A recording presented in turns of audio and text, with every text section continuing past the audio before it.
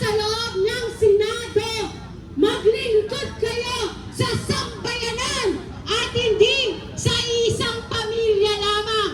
Tama ba? Ay patuloy na inilulubog sa utang ng mga korap na pinuno ng ating bansa. Habang tayo ay patuloy na sinisingil sa samot-samong mga buwis para bayaran ang utang na hindi tayo ang nakinabang. Tama po? 153,000 ang utang ng kada Pilipino sa ating bansa. Sa datos ng pagkatapos ng tatlong bagyong dumating sa atin, mahigit 2 milyong pamilya ang lumubog lalo sa kahirapan. Pero mga pinunong ito, dyan sa loob ng Senado, ano ang ginagawa? Hindi man lang mabilisang makatulong sa mamamayang Pilipino sa pinangakuan nila na kanila ay paglilingkuran. Bagkus iniliko ang fourth wheel, pinatagan ang pagpapanagot sa korap na si Sara Duterte. Kaya hanggang ngayon, kumakalam ang sikmura ng taong bayan. Kumakalam tayo para sa pagpapanawagan ng hustisya dahil pinatatagal ang paniningil. Tama! Tayo ang paglingkuran ng mga senador na yan. Ang ating kahingian, ang kanilang mabilisang aksyonan at hindi ang pagbabaliwala sa kasalanan ni Sara Duterte. Siguro nga para sa kanila, walang kasalanan si Sara Duterte dahil hindi nakakaranas ng maputulan ng kuryente ang mga senador na yan. Hindi sila nakakaranas na mawalan sila ng serbisyo ng tubig. Hindi sila nakakaranas ng pipila gabi pa lang sa mga ospital para makatanggap ng mga serbisyong pangkalusugan. Hindi nararamdaman ng mga senador na yan ang ating mga karaingan dahil sila lagi ang So, sa kakampi. afternoon, nandito po tayo ngayon sa may labas ng Senado na kung saan nga po ay sumugod itong mga nagrarally ngayong araw, ngayong hapon.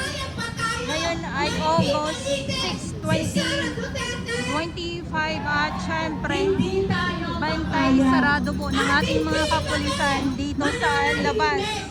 Sa lahat ng mga komunidad, sa pagawaan, sa paaralan, kahit sa mga palengke, magpapatuloy ang pagkakalampagan ng mamamayang Pilipino hanggang maliging ang mga senador, ang Korte Suprema at mabilisang baliktarin ang kanilang mga sinasabi na hindi na dapat ituloy pa ang impeachment kay Sara Duterte. Dahil kahit umulan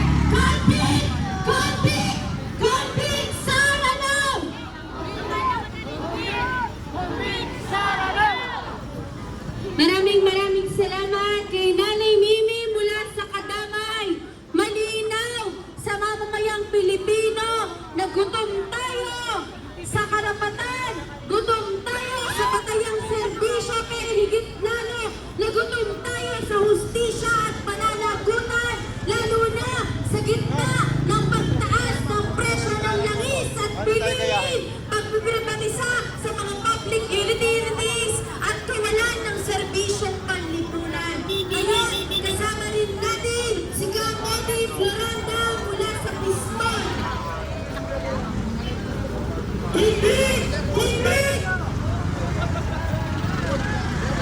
Magandang hapon sa lahat, lalo na sa mga senador na inaanal, inilagay ng sambayan ng Pilipino, hindi inilagay ni Sara Duterte at ni Bongbong Marcos.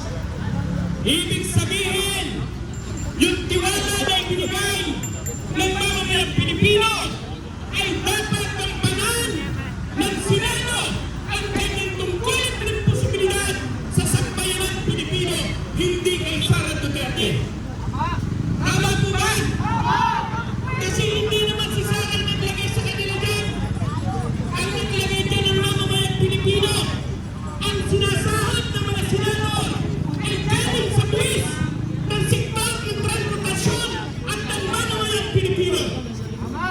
Isipin mo mga kasama, mula ng maupo ang ama ni Dr. Sara Duterte ay tinanggalan ng karapatan ang mga driver at mga operator upang magserbisyo sa sambayan ng Pilipino upang mabuhay ang pamilya nito.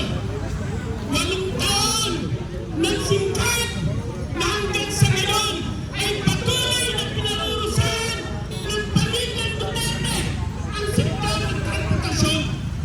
Hanggang sa ngayon ay itinutulak ni Bongbong Marcos ang pugo sa tuwan ng modernization program ng gobyerno.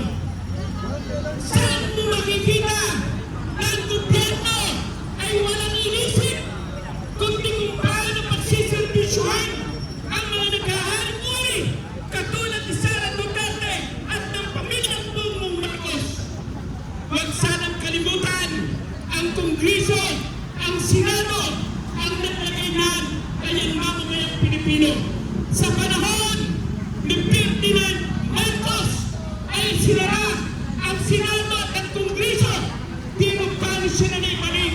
Dahil sa revolusyonaryong pakikibaka ng mamamayang Pilipino nung mapatalsik si Ferdinand Marcos bilang diktator dito sa ating bansa. Hindi nanginginig ang mga driver at mga operator na humantong sa patuloy na panawagan na kailangan ng patalsikin hindi lamang si Sara Duterte kundi si Bongbong Marcos dahil hindi siya nagsisilbi sa interes at kapakanan ng mamamayang Pilipino. Tandaan po natin mga kasama, hanggat ang nasistado poder ay patuloy na nangungunyapin sa dikta ng imperialismo, ng feudalismo at ng burokratang kapitalismo, kailanman ay hindi unlad ang pangikinigilang kalagayan ng mamamayang Pilipino.